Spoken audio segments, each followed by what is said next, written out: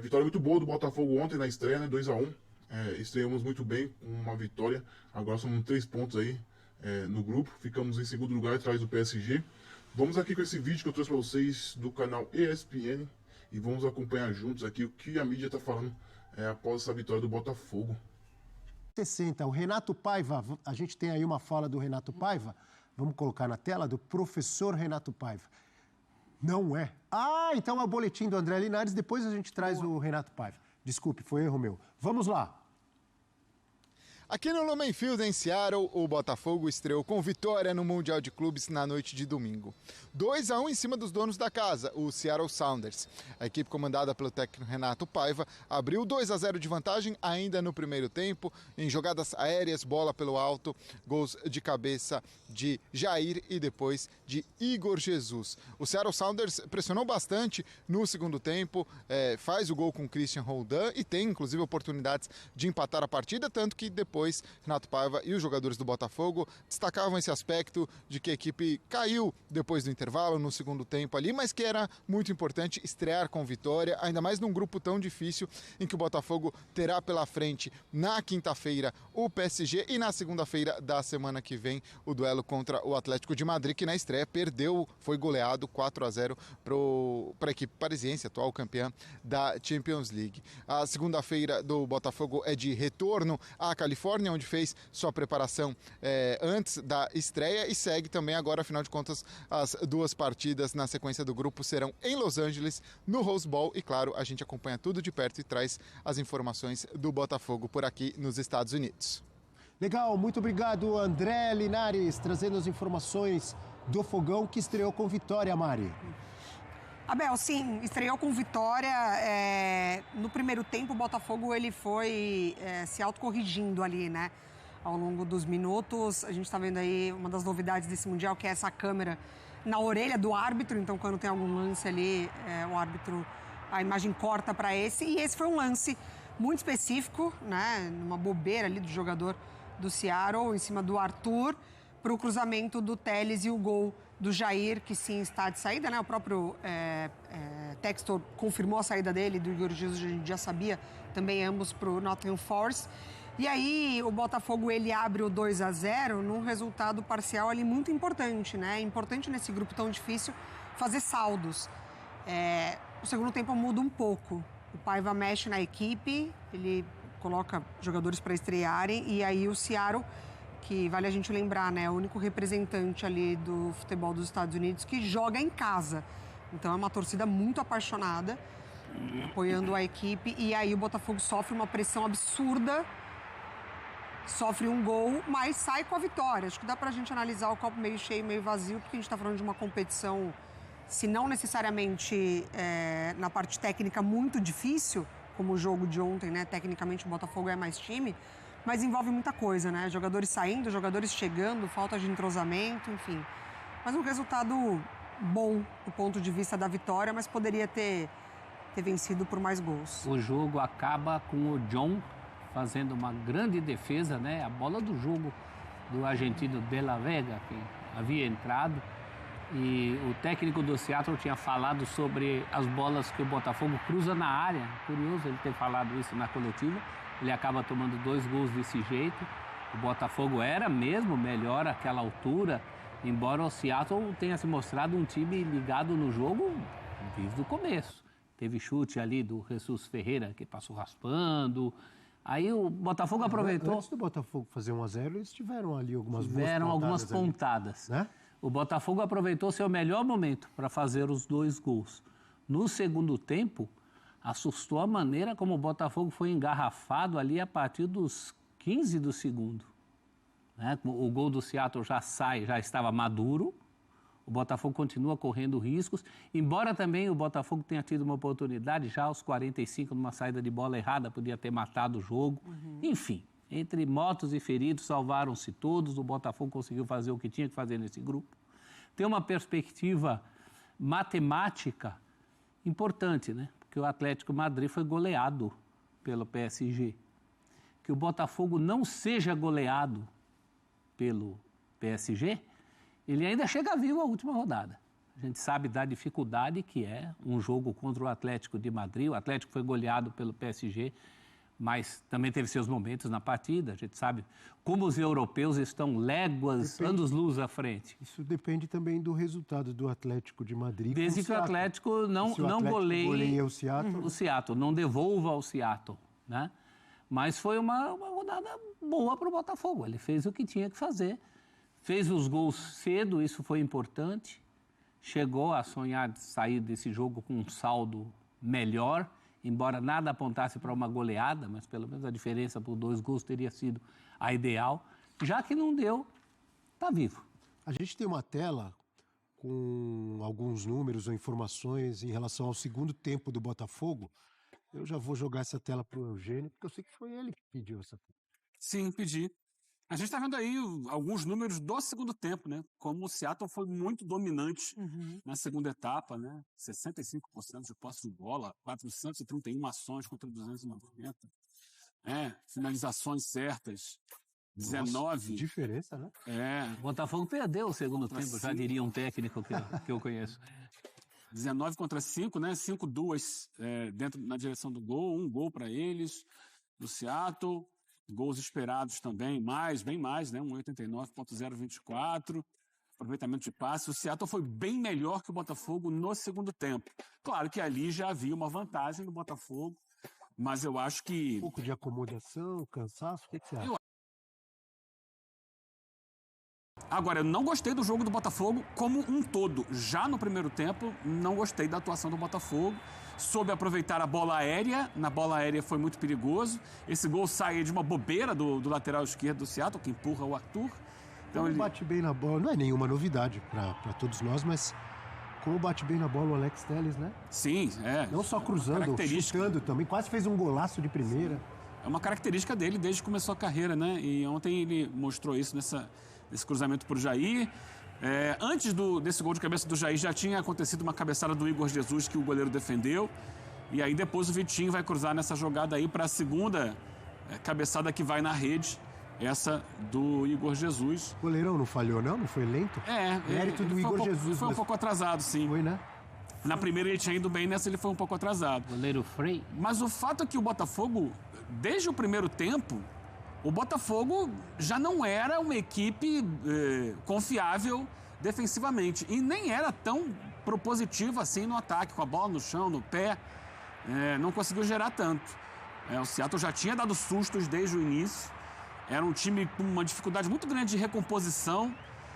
Havia espaços no meio-campo que o Seattle soube aproveitar no primeiro tempo, não conseguiu converter, mas deu sustos no Botafogo. E no segundo tempo, o Botafogo praticamente não existiu, né? Especialmente, já não era bom o segundo tempo. O Botafogo chegou ali no iniciozinho do segundo tempo, 1, 2 vezes com relativo perigo. Mas depois das mudanças, aliás, a primeira mudança já aconteceu no intervalo, com a saída do Mastriani e a entrada do Javier Correia. Mas especialmente depois que ele coloca o Cuiabano e o Arthur Cabral, o Botafogo se perde ainda mais em campo. E vai cedendo espaços, até que sofre o gol. Teve essa jogada ali, em que o John foi importante. Já tinha feito uma boa defesa no início do segundo tempo também, meio que ali a queima-roupa. Mas o que o Arthur Jorge, olha aí, um ato falho, né? O que o Renato Paiva fez... Quem dera. Fala assim, Quem dera. Primeiro, antes de falar exatamente das substituições feitas pelo Renato Paiva, a gente já debateu aqui há algum tempo, Abel, essa questão das contratações feitas especificamente ou em cima da hora do Mundial. Eu acho um erro colocar jogadores como o Javier Correia e o Arthur Cabral que estavam fazendo suas estreias num jogo de Mundial. Porque eles não têm nenhum entrosamento, nenhum ritmo de jogo, foram peças nulas no jogo de ontem. Entraram só para dizer que entraram, só porque foram contratados. Mas não acrescentaram ao time do Botafogo, pelo contrário, ficaram como pesos mortos no segundo tempo, no momento mais difícil, em que o Botafogo estava sofrendo pressão, e estavam lá os dois. O Arthur Cabral entrou só para dizer que entrou, praticamente não tocou na bola. O Correia, que entrou no início do segundo tempo, sabe, com um tom meio blasé, ele é bom jogador, tem qualidade técnica, mas sabe, me dá a bola no pé, aqui eu não vou, ali, sem correr, sem se esforçar, sem ir para o jogo. jogadores que eu acho que podem, a médio prazo, dar uma boa resposta para o Botafogo. Mas entrar num jogo do Mundial, que era o único jogo que o Botafogo tinha real chance de vitória e acabou ganhando, acabou sendo um peso para o Botafogo. São jogadores que têm que ir entrando aos poucos. Vem aí o Campeonato Brasileiro, de repente num jogo desse, numa situação específica. Mas ontem, eles foram pesos mortos e atrapalharam o Botafogo. Achei que as modificações feitas pelo Renato Paiva no segundo tempo foram completamente sem sentido. Ele acabou em algum momento do jogo, não terminou assim, porque depois ele modificou, mas por alguns minutos, o Igor Jesus virou assistente de lateral esquerdo. Porque ele deixou o Correia e o Cabral mais adiantados e quem tinha que fechar aqui o lado sobrecarregado. esquerdo era o Igor Jesus, mas não tem essa característica. Não é jogador para fazer isso.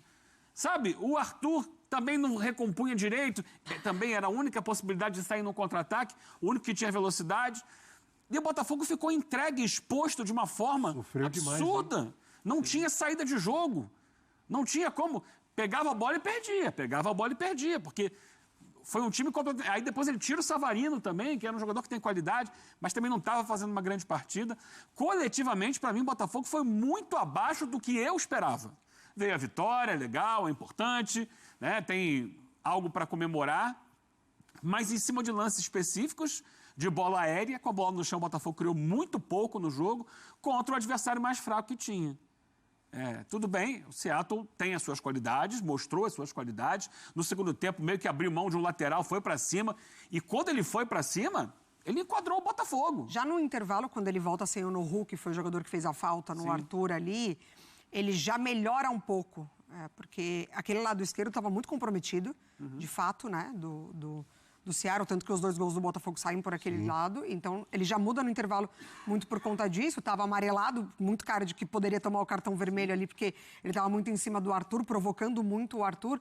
Mas eu concordo com o Eugênio. Eu acho que o ponto é assim, esse Botafogo de ontem, ele já apareceu diversas vezes nessa temporada. Assim, não é uma surpresa. Não conseguir desempenhar, ter dificuldades. O Paiva ainda tentando encontrar as melhores combinações.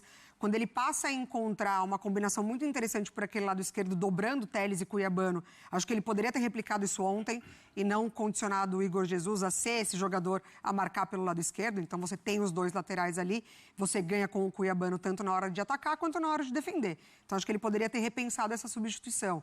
Concordo com o Correia. O Correia na Inter muito bem, mais por uma faixa direita de campo, tanto que ele termina, né, a temporada marcando ali contra o Como por aquele setor e ontem entra numa rotação muito mais abaixo, talvez ali apostando que o resultado já estava meio que garantido e não, né, o Botafogo ele precisava permanecer com uma intensidade ali. E é muito curioso a gente acompanhar a repercussão na imprensa internacional. O The Athletic está fazendo uma cobertura muito legal, né, é do New York Times, então está quase que em casa ali.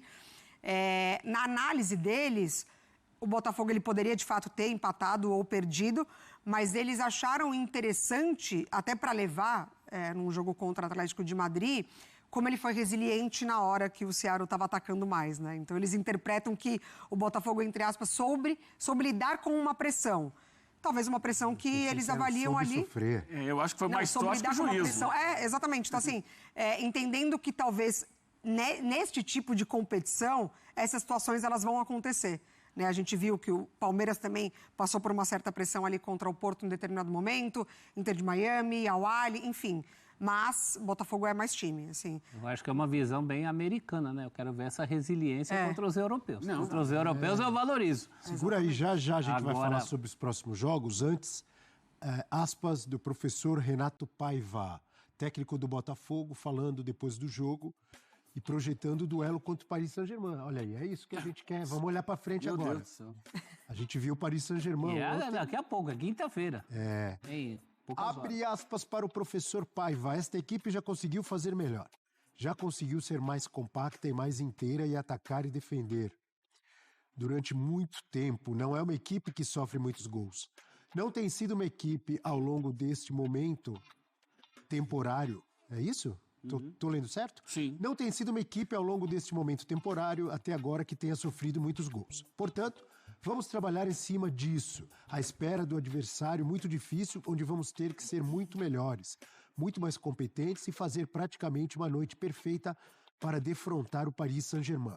Bom, quem assistiu, e muita gente, quem gosta de futebol assistiu, a campanha do Paris Saint-Germain na Liga dos Campeões, principalmente a final da Champions contra a Internazionale de Milão, um adversário fortíssimo, atropelo que foi, e ontem contra o Atlético de Madrid também, um adversário fortíssimo, o Paris Saint-Germain dominando o jogo do início ao fim. É verdade, teve uma ou outra chegada do Atlético de Madrid, perigosa no primeiro tempo e tal, mas o jogo foi do Paris Saint-Germain.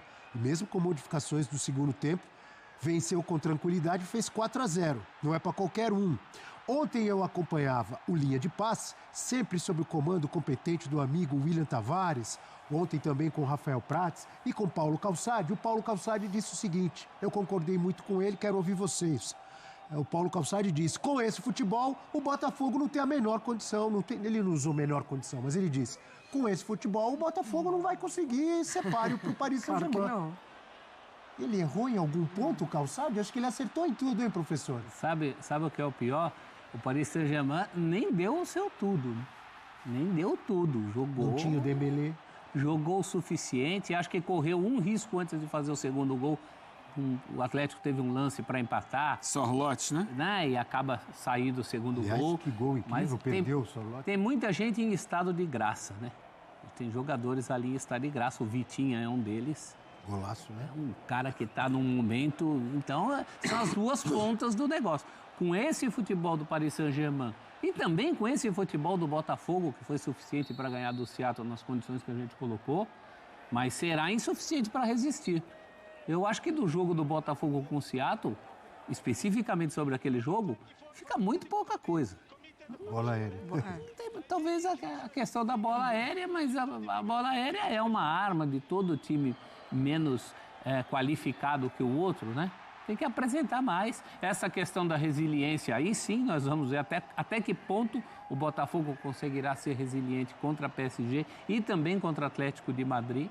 Acho que juntam as duas coisas, né? Uma qualidade muito superior do PSG e a questão do Botafogo não está no seu melhor momento. O próprio técnico acabou de falar isso nessa aspa aí. O Botafogo já foi muito melhor. Foram 16 finalizações do PSG, 11 no alvo, né?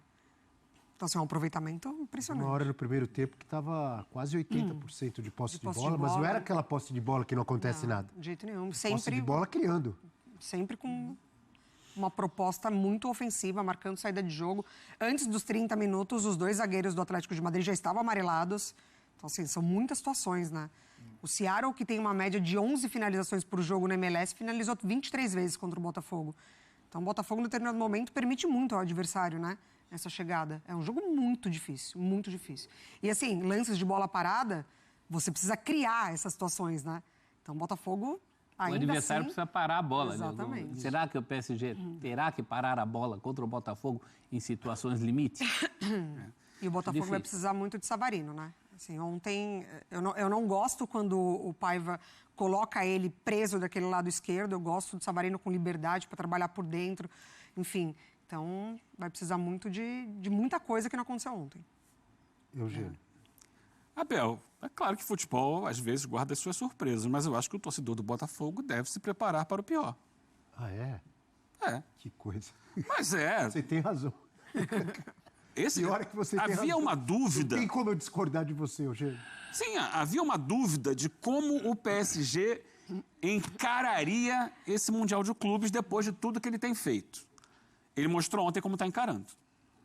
Num calor de 70 graus. Luiz Henrique de bermudinha ali. Bermudinha e tal, com roupa de treino ali e tal. Maravilhosa. Foi para cima do Atlético de Madrid, que historicamente não é um clube que leva 4 gols. Atuações, vamos ver as atuações dos jogadores do Botafogo.